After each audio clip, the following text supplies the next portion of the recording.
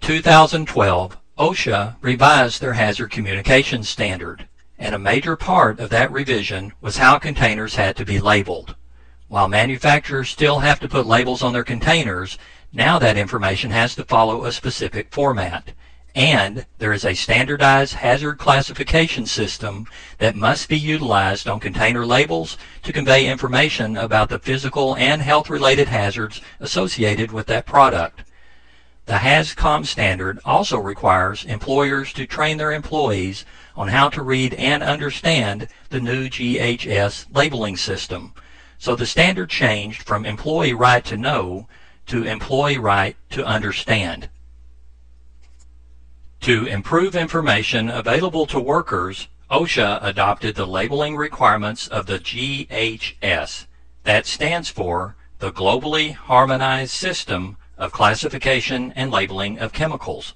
The GHS is a standardized system, meaning there will be consistency in the information appearing on container labels once this system is fully adopted.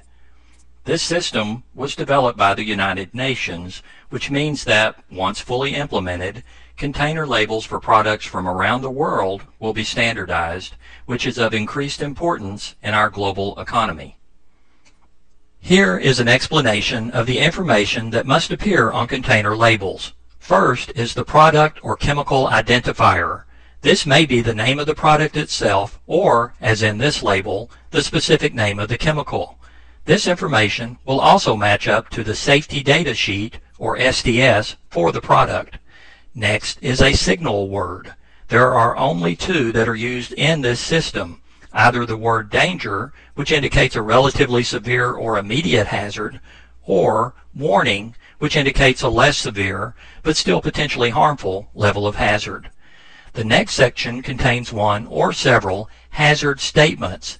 These standardized hazard statements give employees a quick warning about the hazards that are associated with the product and differ according to the classification and category of hazard or hazards presented by that product.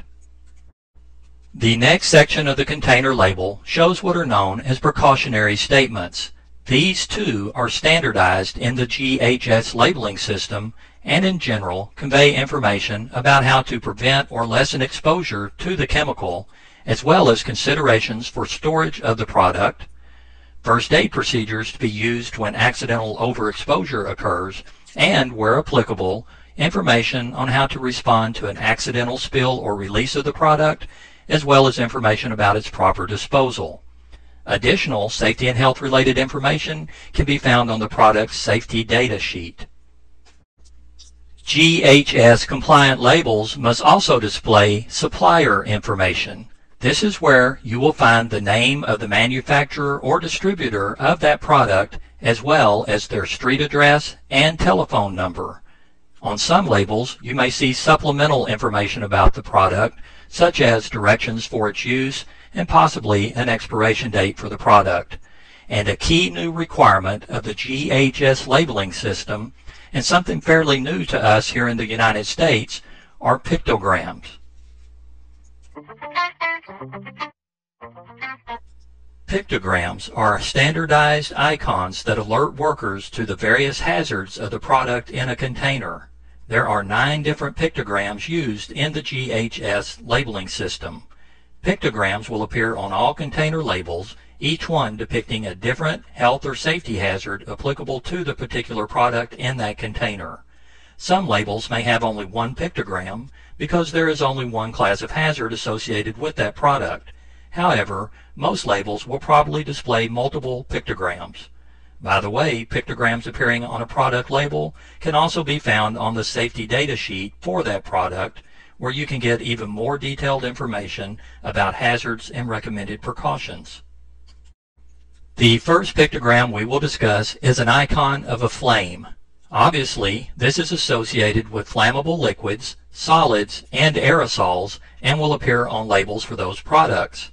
This pictogram will also appear on labels of products that emit flammable gases, those which are pyrophoric, which means the chemical can possibly ignite within minutes of being exposed to air, self-heating chemicals, self-reactive chemicals, and organic peroxides, which are found in many products such as catalyst and curing agents.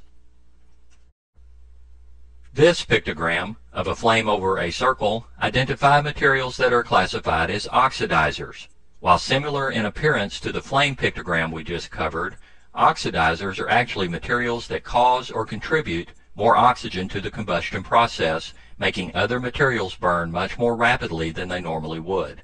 So care must be taken to avoid storing these products near flammable and combustible materials. The third pictogram depicts an exploding bomb and appears on products that are explosive. It can also be found on labels for self-reactive products and for organic peroxides. The compressed gas cylinder will appear on labels of cylinders of compressed gas under pressure. Care must be taken when handling these cylinders because in the right conditions, a broken regulator or valve can cause the cylinder to become a projectile. Also, when a compressed gas leaks into an enclosed space, such as through a leaking hose or crack valve, the gas can fill up the space and cause an oxygen-deficient atmosphere. And some gases are liquefied so they can be placed inside a cylinder. Some of these gases rapidly expand and cool when released from the cylinder and can even cause frostbite injuries if the gas makes contact with any part of your body. The corrosion pictogram will appear on labels affixed to containers of corrosive chemicals and products. Obviously, getting something corrosive onto your skin could cause a chemical burn, and the same could be said if you get any into your eye. But these products can also be corrosive to metals, which means they could corrode containers and other articles made from metal, causing them to break or leak. The skull and crossbone pictogram identify chemicals and products that present an acute toxicity hazard. The toxic effects of overexposure to these poisonous products could even be fatal in the right doses. Acute means the effects happen relatively quick as opposed to over a long period of time, which leads us to our next pictogram. The health hazard pictogram identifies toxic chemicals and products that can cause health problems over a long period of time, such as carcinogens, which can lead to cancer, mutagens, which can cause alterations in your DNA and affect your offspring, reproductive hazards, which could affect the ability of men and women to have healthy children, respiratory sensitizers, which could cause you to have an allergic reaction when exposed to that chemical at even low levels after you have had an initial overexposure. Chemicals that can cause damage to or affect the function of certain organs, and aspiration toxicity hazards, which could lead to the development of chemical pneumonia.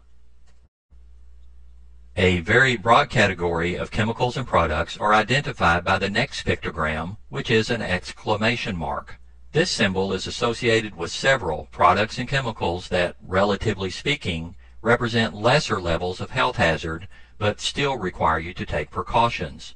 For example, many chemicals and products are considered an irritant to your skin or to your eyes, while others can have a similar effect on your respiratory tract when they are inhaled.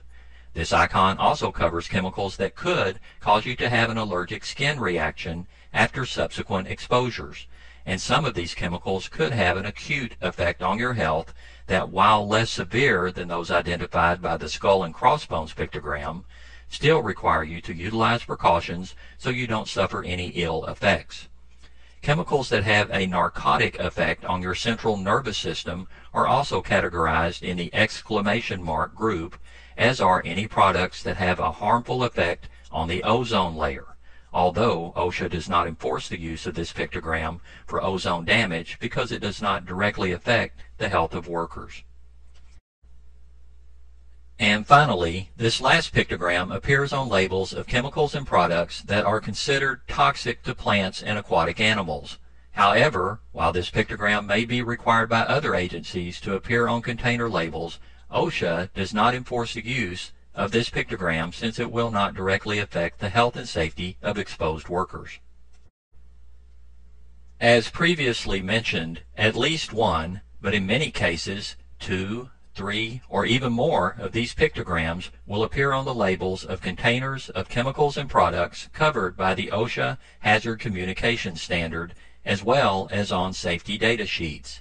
So read them and heed them, as you will need to be aware of the hazards posed by the various products you use at work. Also,